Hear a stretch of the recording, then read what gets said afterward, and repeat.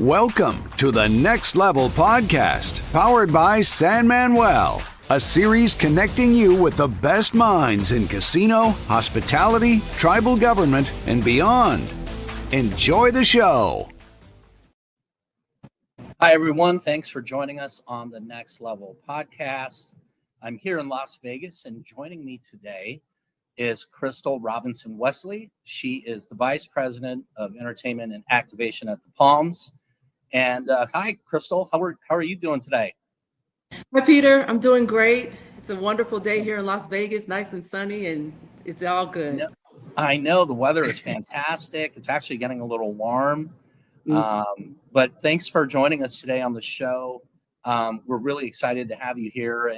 And sort of our tradition here is to start off by asking about your origin story. So if you don't mind talking about your origin story and sort of how did you get to where you're at today? Absolutely. So my origin story literally starts right here in Las Vegas. I am a native Las Vegan. I am third generation Las Vegan. Family moved here in the early 50s, coming from the deep South. And we've planted our roots here. I have a lot of family, extended family here, and Las Vegas means it really is home and it's very, very special. But I actually have roots in the East Coast as well, so I went to college at Howard University, very, proud to be a graduate of a HBCU, and studied in communications and marketing and kind of found my way back here to Las Vegas after my undergraduate degree. And started very early working for a PR agency here in town, and then moved very quickly into gaming. And so I've got a little over 20 years in this field, kind of coming in and out of, Vegas and different opportunities. But I really love that my anchor is here in this lovely town that we've, seen grow and burst. And now to be a part of the entertainment scene here really means a lot. Wow, that's one heck of a journey there. Let's kind of rewind a little bit. And as you mentioned, you are a native Las Vegan, so you were born and raised here. You grew up here. Now, going to Howard, what made you pick that? Was that always your first choice? I mean, for people out there who are thinking about going to college, how did you come to that decision, and sort of what inspired you to pursue marketing? And was it always marketing, by the way? I'm just assuming since you graduated with that, but perhaps you started in another field and then made your way over to marketing. Well, how did you get there? What was that story like?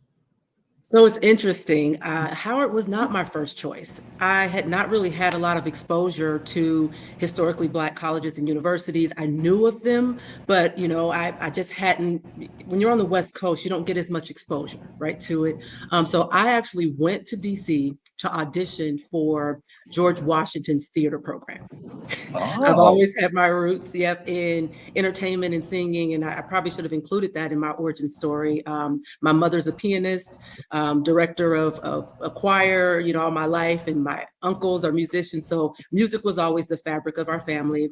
I was a part of, the band and all of that in college and, in high school, and, part of the chorus and all of that. So I had an opportunity, and I went and auditioned for George Washington's theater program. And while I was there, a family friend said, let me just take you around to a few other universities that are nearby. So I also went to Georgetown. And then the next day, he's like, I'm going to take you to Howard University. I want you to just see this school. Well, it was snowed over. I couldn't even get out. Couldn't show it, right? It was winter. You were in the middle of winter. Okay. And I'm from Las Vegas, really haven't seen snow, so I'm, just kind of all taking everything in. It's a whirlwind 3-day trip. And the day that we're supposed to see Howard, we were a little discouraged. I'm like, dang, I don't think I'm going to be able to go. He goes, let's just drive through campus. And we drive through, and what do you know? The marching band, it's no joke. Marching band is rehearsing in the snow outside on the football field. And I just got this sense of community and home. And I was like, I got to look into this. And literally I came back, looked up the university, and applied within the next week. And that started a lot of it. Yeah, for me getting to Howard. Wow, what an interesting story, because everything kind of fell into place, Exactly. and I think you had the wisdom at a young age to go ahead and follow the advice of the family friend that said, why don't you explore a couple of other schools in the area, right? I mean, some people would just say, nah, I'm good. It's Mhm. snowing. I don't want to Yep. deal with it. But you had the forethought to say, I'll be open to this. And kind of when you headed into it, were you kind of like, well, I'm kind of doing this because my family friend asked, or did you really, what were you like, wow, like this is kind of exciting, And then as you pointed out, once you got to Howard, you knew, right? And when you know, and Mhm. like I think that just speaks volumes about your decision making at an early age. Yeah, I was totally open, and I've really been that way my entire life. Always trying something new. I mean, I my mother kept me so busy. She's single mother of two, but we had a village. So there was never a limitation where it was like, okay, I want to go try out for the basketball team. Oh, I think I want to be a cheerleader for a moment. I want to play the saxophone. I want to be in student government. Oh, okay, now I want to write for my yearbook. I was just doing a little bit of everything. I was on the forensics debate team, and then Wow. was the president of my school at eighth grade, and then going into high school. So I just always kind of found myself. My mom wanted to definitely keep me busy and out of trouble, which really helped. But I think that contributed to that openness, Peter, that you kind of asked about. Like there wasn't really any fear. I would always take little summer trips. Like I want to go to this camp, mom. Can I please go for, a week in Southern California? I used to be a part of this task group. It was the Association of like Catholic School Student Governments, it had this long acronym, but it was, every summer we had these programs. It was teaching you about leadership and openness and trying to learn about yourself, right? You're kind of going through adolescence and finding your way, but I really believe that contributed to the lack of like any lack of fear or apprehension, to explore something that I may not have initially wanted to. And I wanted to answer your other question because you did ask about marketing and kind of how I landed in that field.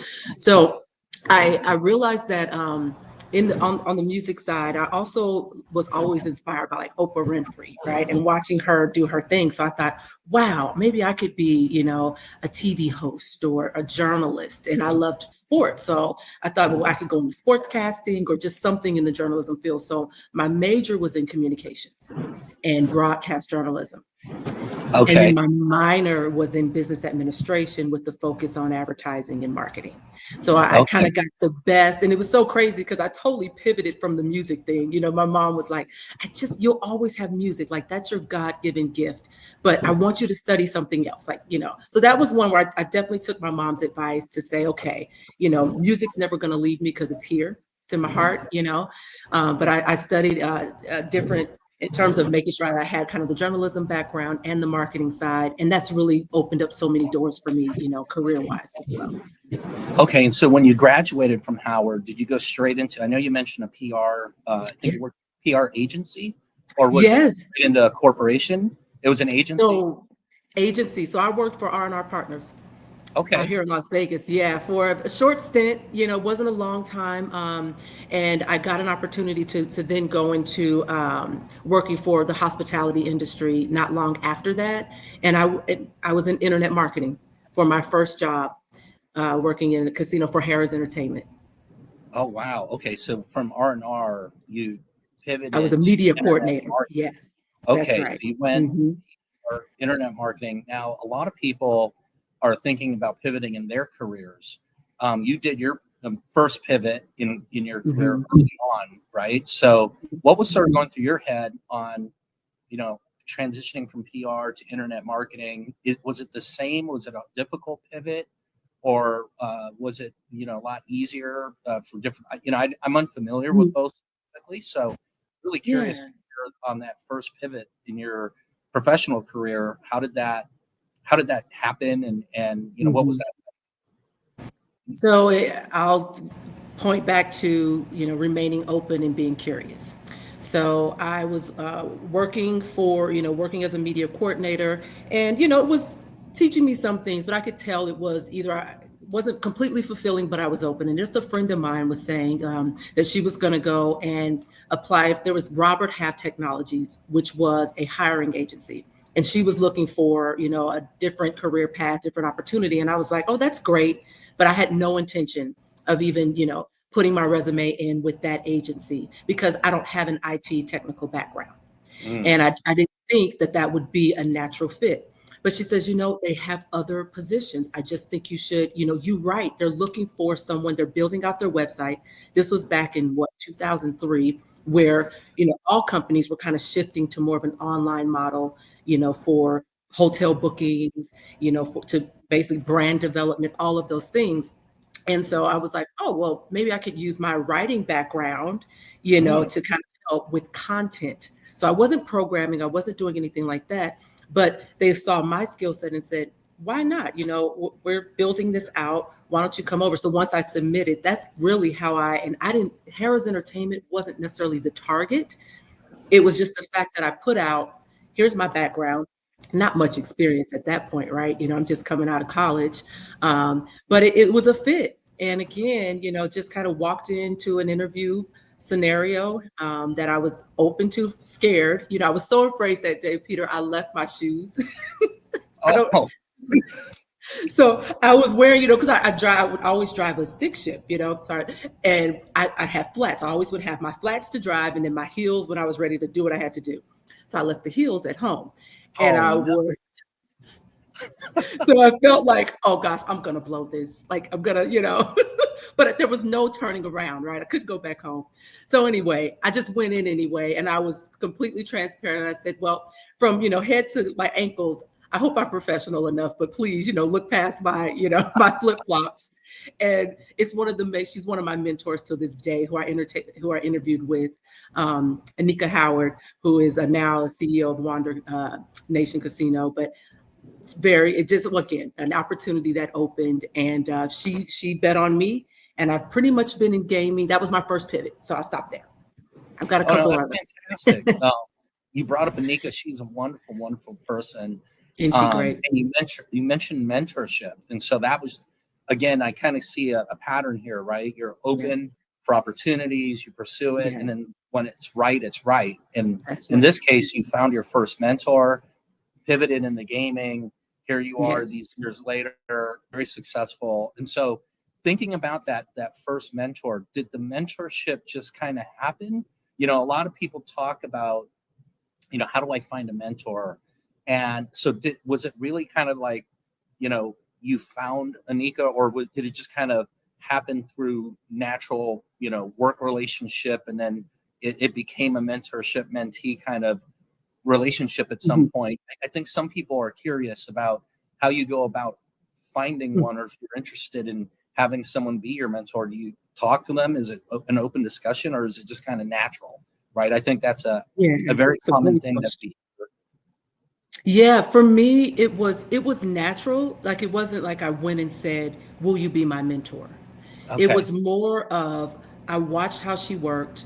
I watched how, she went about, being in her directives and being in her discovery. I think that's the main thing. I would love to just kind of hear her ask questions and ask questions of me, but also as I got to sit in rooms and, watch her in other scenarios, it was very inspiring to me. And so I just kind of always showed up and was asking questions and letting her know that I wanted to learn more. And I just wanted to be a sponge. And sometimes it was, I know I probably don't have anything to contribute. At that point, you're not as confident in yourself, but you know that if you can just be in the room, there's so much that you can absorb. And so that's really how it developed with Anika and I, is that, she had no idea, right? When I would show up in flip flops through an agency, to interview for a position that she has, but very early on, then we learned where our connector points were. She was from DC. She had, so her career. So there were things, we were having these natural connections about life and then family and work. And it just kind of continued, throughout the years. I have not directly worked for Anika or with her in probably over 20 years. but we stay connected, and reach out to each other and just have those interactions. And I feel like that door has been left open because, I definitely took that interest and then she contributed back. Because a mentor, it can't work if two people aren't giving. I don't believe, that really right. That doesn't really work. But she's invested in me in ways that, are gonna have that residual impact. So it's really how it happened. It was natural, and then I just took those opportunities to explore and get those nuggets when I could. Well, that's fantastic. And so I think when people think of mentors, oftentimes they focus strictly on like professional, but in this Right. particular case, the mentorship expanded beyond that. And for many years after the working relationship kind of moved into different directions, right? And Right. so That's that's, very you bring up a two-way mentor, it goes both ways.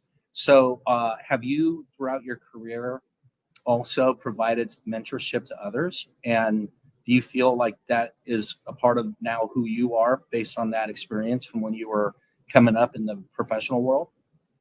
Absolutely. And I really believe that is part of my purpose for whatever it may be. I remain open, for those opportunities and present them, in terms of like, I don't want to say, I want to be your mentor. It's not Yeah. that, right? But I try to be open. And I think that that just means showing up and being intentional. So it's making sure when you have interactions on, the casino floor and meetings, you look people in the eye and you say hello and you take that time. If you ask how you're doing, you genuinely want the answer.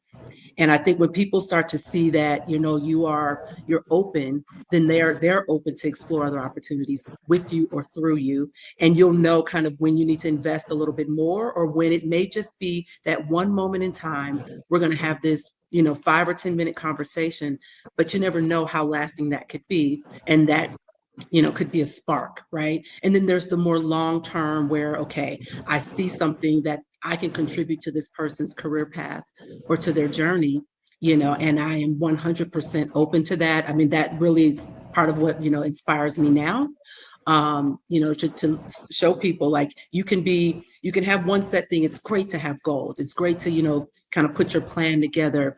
But if you remain open to every interaction, but to having purpose, whether that is, for that one moment, for a season, or as they say, for a lifetime, they talk about purpose partners, but that's just not in those types, it's all relationships, right? And so I think that that approach to, just community and that's how I look at it because we're both going to get something out of it when we give in our relationships, our exchanges. So yes, sorry, that's a long-winded way to kind of get to the end of that answer, but I really look forward to mentorship. I've offered it. I've seen some of my folks that I've spoken, poured into grow, and that brings me like the best satisfaction ever. Yeah, you touched on a couple of points there, and it really is about being available, right? And Mhm. and having that time. I like to when people come to me and they say, I'd like to talk through some things I'm thinking about. I'm like, okay, I'm here when you're ready. Let's talk. And I just listen, and Exactly. oftentimes I think what people want to is somebody just to talk through what's in their mind.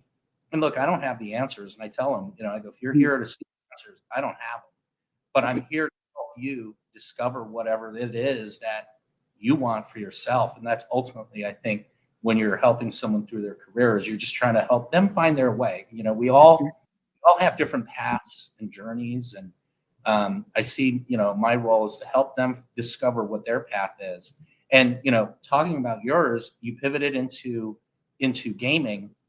Now, how did you get into the entertainment side? So you came in through internet marketing, you did special events and some other things, right? So Yep. kind of help bridge that to where you're at today. And did you have other pivots that were scary, or maybe again, you were open and it came to you, or kind of how did that occur? Yeah, so my next biggest pivot was a scary one. I had reached the point in my career. I was citywide director of special events for one of the larger companies here in Vegas, and I was really doing well in my career, but I wasn't happy. And those are kind of the pillars for me. If I'm not having fun or if something is missing, I'm not going to stew, but I've got to kind of figure out what that disconnect is. And I decided to resign. And my Wow. whole family looked at me and said, "What are you doing?" And they're like, "Oh my gosh, you got that good job. What are you doing?" Yeah. And I just said, I just want to do something else. And so that was 2011. And I just decided that I was going to, because let me just kind of bridge this gap. Music has always been the core, right? I kind of mentioned that briefly. So while I was working during the day, I would always like take little gigs at night and, go sing or, just do things because I always had, friends that were, performing, at different lounges and things of that nature. And so I kind of had those inroads. Well, I just decided I just wanted to kind of pursue something else. And I said, I'm going to try to do music full time. It's probably the craziest thing because, music can be very volatile. Yeah. But I just needed to take a break. It was really more so taking a break. And I knew that I had at least something that would feed my, my soul until I figured out the next. So in that time, I sang full time, different places. And literally within, I would say 2 weeks of me letting go and walking away from my job, I got an opportunity to go on a international tour with the Motown group.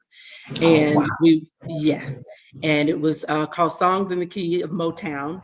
And we toured all of Australia and New Zealand and did that for, what was it, about 2.5 months. And I was like, okay, this is cool. And, kind of came back from that. And one of my passions too has always been in physical fitness. So I pretty much would keep up with my workouts. I don't do it as great as committed now, but, the gym life was my thing. And I had a friend in the gym who, again, just kind of talking, I'm like, I'm in transition, I'm doing this and that. And I told her a little bit about my background. And she says, well, I'm looking for someone just to help me with small marketing projects. And, if you're open to it, I could either hire you on, or maybe you could be an independent contractor. Full circle moment.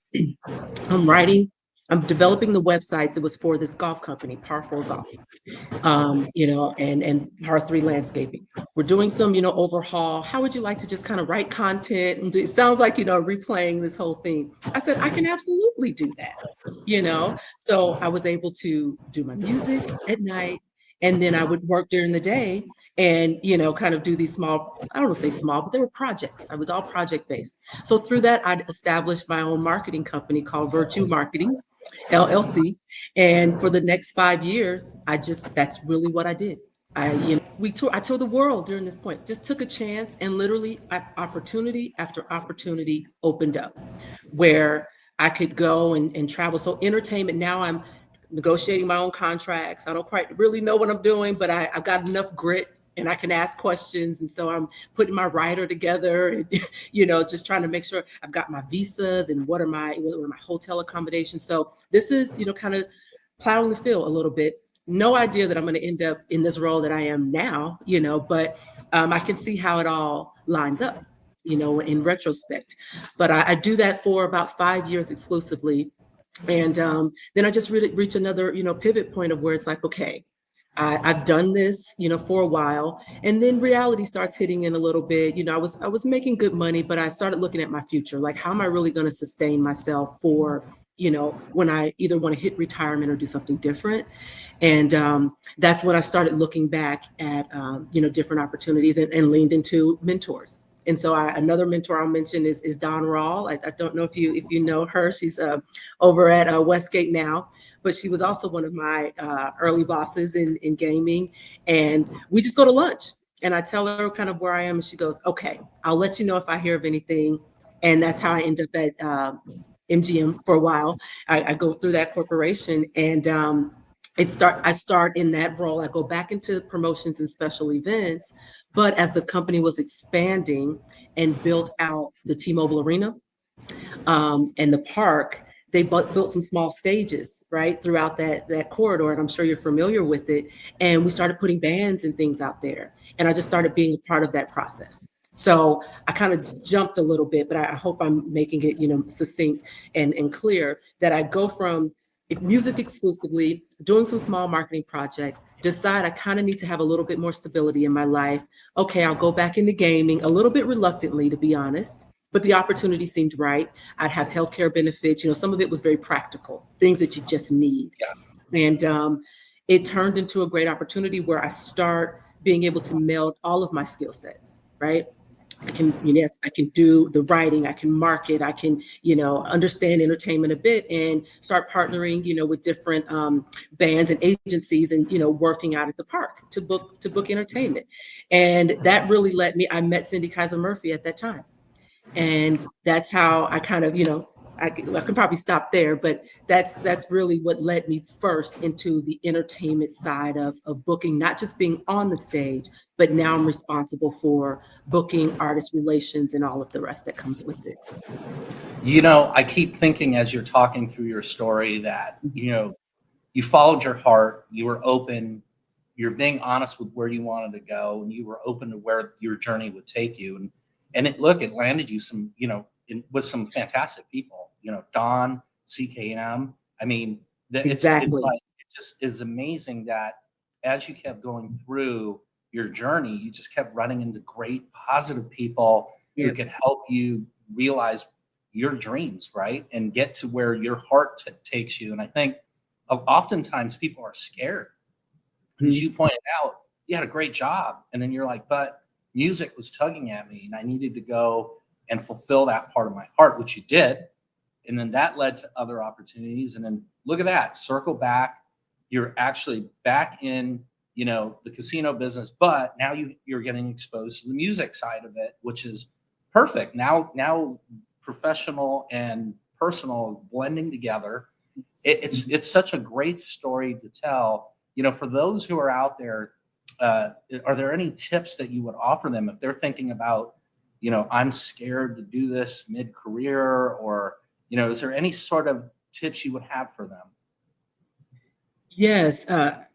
I don't want to just say jump off into the deep end, right? Because some people say just go after your dreams. And to an extent, yes, right, you should, but you do have to have some preparation because you still want to be able to, excuse me, sustain yourself and, be able to again, just sustain yourself. I'll leave it there, right? So be smart about it. I had saved up. I had a little bit where I could go, all right, let me take this leap, you know, with a little bit of reserve, right? But Yeah. I needed to continue to surround myself around people who either were where I wanted to go, right? Who was where I wanted to go. And then those who stabilized me for who I was now. I needed those anchors so that I never really lost sight of, my core, but I also had enough breath and enough, runway to go and explore. And so I just think you're always tougher than your fear. You're always tougher. So that's really been my mantra, that if I'm curious enough and if that heart tug is strong enough, give yourself an opportunity to explore it. Now for everyone, that's not going to mean quitting your job. That could mean that, you go and, volunteer at night, or you become a part of a project, or you do, so it doesn't have to be so, so drastic, but in some way, you've got to give yourself a chance, to feel it, experience it, and then go either, all right, say la, I'm good with it, or this is going to open up a whole nother avenue that I can explore. But you won't know that unless you bet on yourself to at least try. That's great. That's great advice. And you mentioned CKM at the end of that tail end of that story there, and that's how you Yeah. ended up at Palms, right? So That's right. you came here as part of the reopening team when the tribe reopened the Palms in 2022. Describe that sort of feeling, right? You're coming into a property that had been closed for a number of years, basically restarting the entertainment program all over again, right? What was that like? Like that must have been a once in a lifetime experience. Once in a lifetime, but I was so charged by it, to be honest. Like we were fearful, don't get me wrong. And when we were told, we're going to reopen now in 4 months, you go, holy, what, right? But Yeah. but it felt like we were in a startup, right? It just felt there was so much energy around everyone that was here, even in those moments of maybe doubt or insecurity. You could look to your left or your right, because we were all kind of housing out of banquet rooms and meeting rooms. And so, all in one big space, you had entertainment, slots, table games, marketing. So we could like look across the hall and just say, hey, but we were all in it together, right? And so that common goal of like, it's going to be scary. We may not have every answer right in front of us, but we're going to keep pushing. Is something I would never ever want to turn away from. Like it will go with me for the rest of time because it was so special. And so, and this property, knowing what Palms was previously, and what it held in market was also something that was really appealing to try to revitalize it. But the real key was with the tribe, with San Manuel and them coming into market and all of their core values and the heart with which they were bringing, to the city just meant so much because they'd already made those inroads where we've been hearing the name San Manuel, and then when, Yamava had come in and the brand change and all the things that were being done here in market, there was already the buzz, right? And so then to be a part of that and then understanding their ultimate goals and again, back to their values and family and all of that, it really spoke to me, and to be a part of it was great.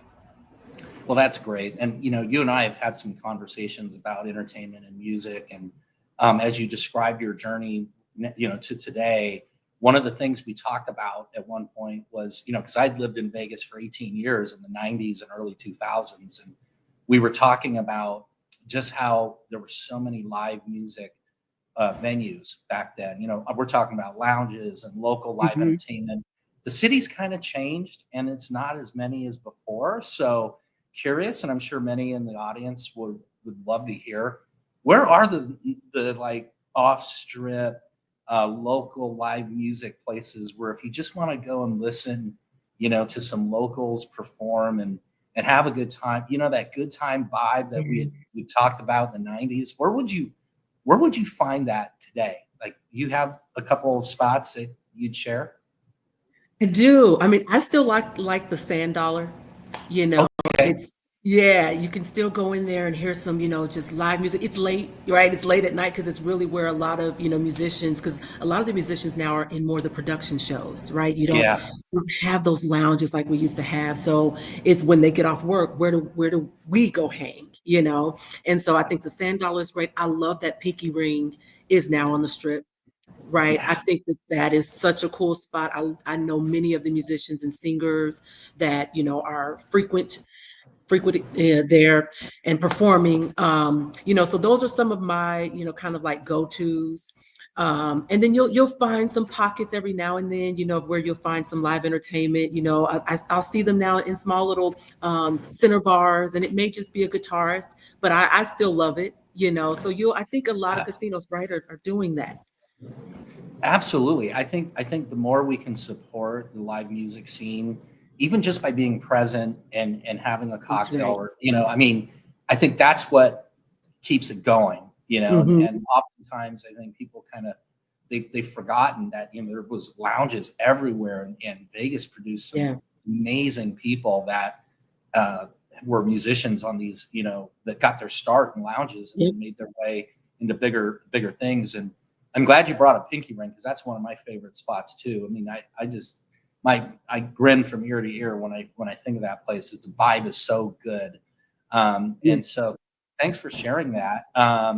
Let's pivot a little bit here. Do you read, or is there a book? Are you a book person, or do you mostly prefer experiences? Like, for the audience out there that may be curious on, how do you fill in your time besides music? Are there other activities that you use to balance out your life outside of work? Absolutely. I do. I love to read. I don't get a lot of time, and I'll be very honest. I don't always finish, the book, right? But I'll try, right? Like, because I enjoy the visual that I can create of this, whatever I'm reading myself. I think that's the artistry of just, journalism, my background. So the power of words and how you put them together to tell your story. That's why, I'm also very attracted to like rap because how the stories are just weaved in. So anyway, when I'm reading, I'm kind of doing the same thing. I'm painting the picture that I'm trying to see what the author was trying to convey, and then what am I getting out of it? So that is a beautiful pastime. And I love a podcast. Stuff like this. I love to hear people's stories. So I watch, different podcasts that inspire me. One book that I read recently was by Sid Marshall. I think I shared this with you once before, but Sid Marshall is the CEO of the Dallas Mavericks, and she was also an executive at AT&T for 30 plus years before she went into what she's doing now at the Dallas Mavericks. But she wrote this book, You've Been Chosen. And I did read that cover to cover. And the story of You've Been Chosen was so powerful because it's like you think chosen, it's all the good things. So I'm selected, I'm the one. But sometimes you're chosen for some not so good things in life as well, which may be health challenges or family dynamic things that just aren't perfect that, could set you back. But you're chosen for it all, but you can also work your way through it and overcome it all and do all these things. And so I was just really inspired by her story, and the message in that book. And so a lot of times, while I like to read kind of the novels or these kind of suspense type things, I like to get at the heart of kind of learning a life lesson too, and hearing someone's experience, either reading or hearing it on a podcast. And that's usually how I feel in my downtime, when I'm not kind of being a groupie on the road following my husband around. That's right. Your husband is a touring musician. Right? He's a musician. Sorry, I threw that in there, but that's what, if I can get on the road and kind of follow him around, I'll do that as well. Well, that's great. I mean, you found, again, a passion that you've shared with your husband, and when you can join him, you go out there and you make time for it, right? Yes. I think some people get caught up with, I don't have time, or, maybe next time, but it sounds like you grab those opportunities while you can. I try. I do. It can be tough. Balance, I think, is fleeting. We're never going to have complete balance, right? But we can decide that this right now is going to take a little bit more precedence and priority in my life. And while the other side of the scale may get a little bit less of my attention, it's okay, because it'll, recalibrate at some point. And that's really my approach. Awesome. Now, I know when we were setting up, we're both in the same building right now. We're at Palms. And, I would be remiss, because people always ask me, like, hey, what are those suites like over there? They've seen, the videos online or pictures. Now, when we talked about doing this podcast, this particular session, we said, well, why don't we do it in one of the suites? So what suite are you in? I am in the ultimate basketball lovers, haven, is in the hardwood suite. I'm in hardwood. Yep. You're in hardwood? That's awesome. You want to see it? Yeah, let's see it. Look at this. So I'm going to do a little bit of a pan. Oh, there you go. Can you see the basketball court? Or at least the There's the basketball court. There's the basketball court. Full court here. I've got some, I don't see if you see the art on the wall from some of the legends. Patrick Ewing, Magic Johnson, Larry Bird, and Michael Jordan. Paintings, right? Yeah, those are fantastic. Yeah. So, and that's great. Look at that. A little bit more art there. I am in the. Where are you? Look at that. Can you see the bowling alley? Oh yeah. Yeah. I chose the Kingpin. And then what's fun too is it overlooks the strip. So that's the other side of it. Yeah, this is one of my favorites here at the Palms. So everyone asks about the basketball suite, the hardwood, and I'm like, that's pretty cool. But the bowling alley, the Kingpin suite, is a fun one too. But anyway, so bringing a little Vegas fun into the podcast, and I was looking forward to that. Talk about some of the fun you have here at work. How do you make the environment fun? I know entertainment can be, it's one of those where you work super, super, super hard, and it's kind of like organized chaos, and sometimes the stress just gets to you. So how do you help your team when it's literally showtime, right? It's showtime, and they got to be on it. You see the stress levels rising. How do you make the environment fun so that they walk away from it going, you know what, that was tough, but high five each other and everyone's feeling good after the show? Yeah, I think you got to keep the environment lively. So we're preparing for the artist to do a live show, but in the midst of that, let's crank up some music, let's have fun amongst ourselves, let's check in on each other and see, how's everybody doing? So I just think those, small check-ins just to make sure the team is hyped and support it. They have what they need. It could be something very, very simple. Oh, you know what? We're short on cases of water. Okay, got it. I can handle that. You guys don't have to worry about that piece. But just those little bitty things that I think keeps the team engaged and knowing that okay, we're ready to do whatever we have to do, not only for the artists we have coming in, but the guests who are coming in to see their favorite artists and all of that. And then I want to mention the activation side of my job. Okay. That is right, which is super fun, right? So we're usually hinged around the big, citywide events that are going to come into town. So whether that is NFR, whether that's around the New Year holiday, when the Super Bowl was here in Las Vegas, what can we do to make sure that Palms is not only in the conversation, but when people are here on property, they feel it. They feel like they're part of it. And so, we've done line dancing in the hotel lobby, around NFR. We've put a little, DJ out there and taught a two-step. We try to do things that are fun, when it comes to, Cinco de Mayo or Mexican, Independence Day. Like, what can we do to kind of lean into, moments of celebration? And those are some really, really fun things. We've got March Madness coming up, so how are we gearing up, to make sure that whether people are sitting in Unknown Lounge or out there at our pool, because pool season is about to open up actually this Saturday, how do we make sure that the whole property is involved from a guest perspective, but also our employees, that they feel a part of it. They're not only informed, but they're a part of the experience. Yeah, the activation team, my God, I was fortunate enough to be here that first weekend of NFR. And because we were both on the floor at the same time. And what day I'm talking about? It was when Zach Top was performing at Chaos. And I was like, oh my God, how many people are in Chaos? And they were like, well, we're at the limit. I go, there's another 2,000 out waiting in line for the show. And I just recalled how your team pivoted real quick.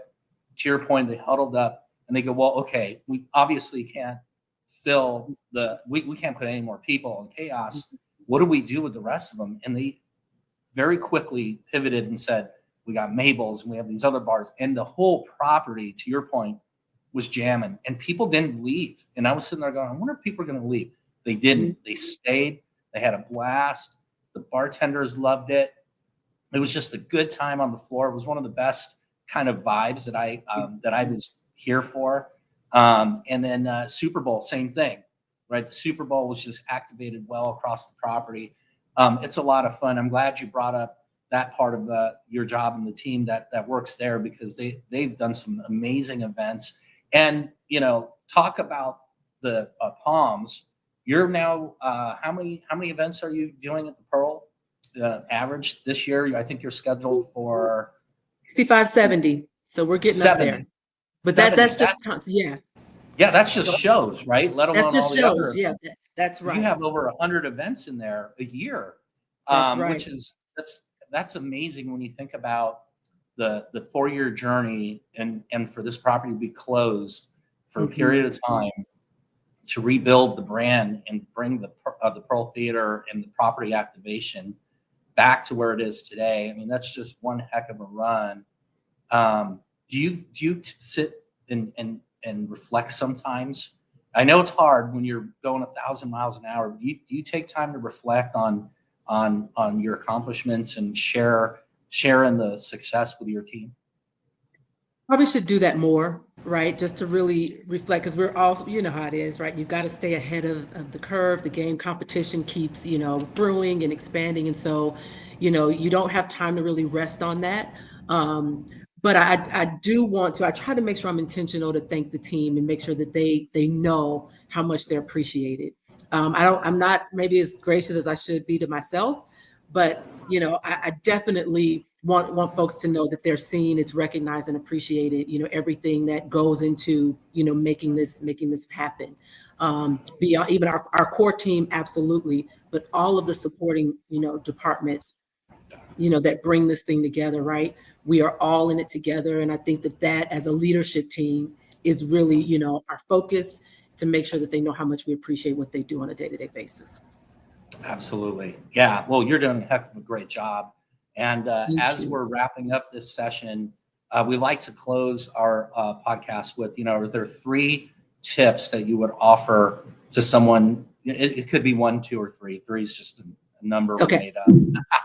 But are there 3 things, or up to you, that you would give the audience out there on how to be successful given your experience and your journey? Yeah, I'll kind of wrap it up right where I started. Be open, remain curious, and then don't be afraid to fail. I You'll love learn it. your best lessons, in those moments of, what people will say is failure, but you will come back and be resilient. So those are my 3. I love it. Crystal, thank you for joining us on the show today. It was an absolute pleasure to hear your story, and it has given me inspiration. So thank you for joining us. Thank you for having me. I really appreciate it. Check out more episodes at thenextlevelcareers.com.